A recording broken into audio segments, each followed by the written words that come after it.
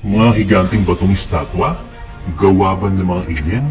Yan ang alamin natin ngayon sa JP Amazing Stories. Pag-aaralan natin ngayon ay ang mga malalaking batong estatwa sa Easter Island. Halika at samahan ako at tuklasin natin ang islang ito. Bago nga pala tayo mag-upisa, ay mag-subscribe muna kayo sa ating channel and tap the bell button para lagi kayo updated sa mga bagong videos natin.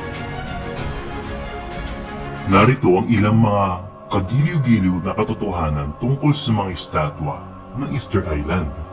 Ang pangalan ng mga estatwa ay Moai, na pinaniniwala ang ginawa noong 13th and 15th century.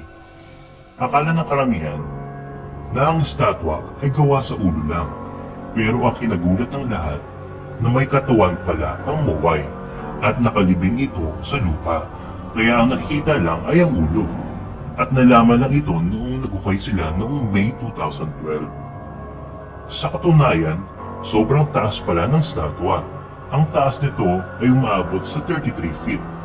Parang kasing taas ng poste ng Meralco at tumitimbang ng 90 tonelada o katumbas ng bigat na 3,600 na sako ng bigas.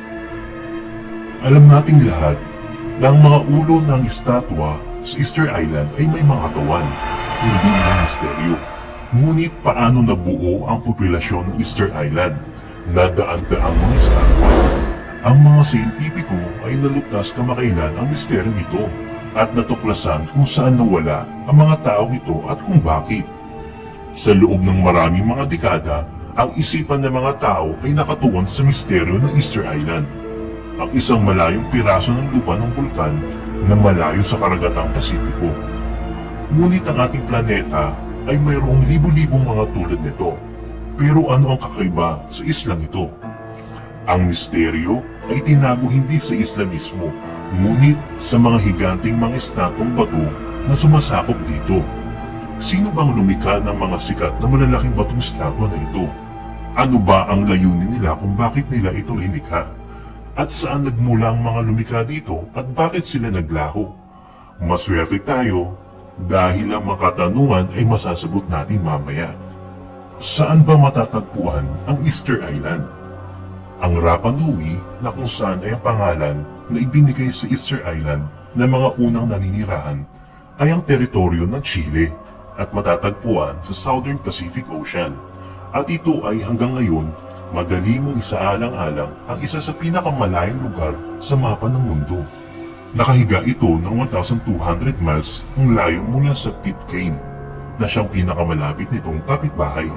Ano ang pangunahing lihim ng mga estatwa?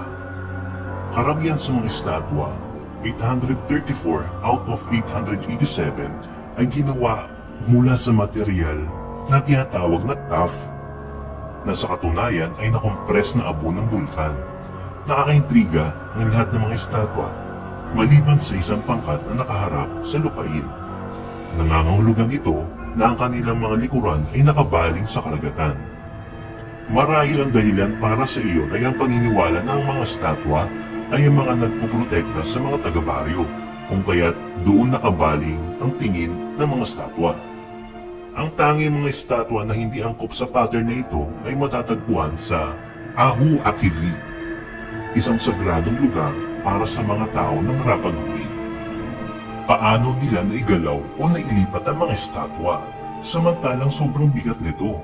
Noong panahon na yon, wala pa namang makabagong teknolohiya na magbubuhat ng mga mabibigat na mga bagay. Kaya akala ng iba na alien ang may gawa.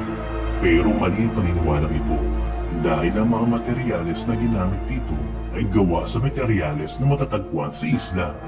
Pero ang tanong, paano nila nailipat ito? At merong isang American archaeologist ang nakatuklas paano nila nagawa ang paglipat ng mabibigat na estatwa. Gumawa sila ng isang replika ng estatwa at ginaya ang bigat nito. At kumuha sila ng mga lupit at pinalibutan ng estatwa. At linipat nilang estatwa sa pamamagitan na tinatawag nilang rocking motion o paggalaw sa estatwa sa pamamagitan ng pag-uga habang linalakad ito. At matagumpay nilang nailipat ng replika ng estatwa na tumitimbang ng 10 tonelada. may isang bagong pag-aaral tungkol sa isla. Ang isang bagong pag-aaral ay isinagawa kamakailan upang tukuyin ang maksimum na bilang ng mga naninirahan noong unang panahon sa islang ito. Dumating ang mga resulta at hindi nila ito inaasahan. Ito ay naging bilang ng 17,000 tao ang maaaring nanirahan ng tahimik dito.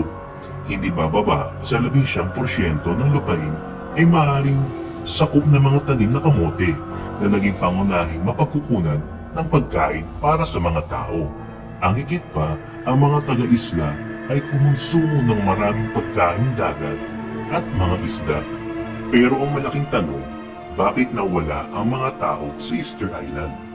Sa una, pinaniniwalaan ang dahilan para sa gayong pagbaba ng populasyon ay isang ecocide. Pinutol ng mga katutubo ang malalaking kagubatan at mga puno ng palma na gumagawa ng ekstrang silid para sa paglipat ng mga estatwa sa paligid pati na rin ang mga agrikultura.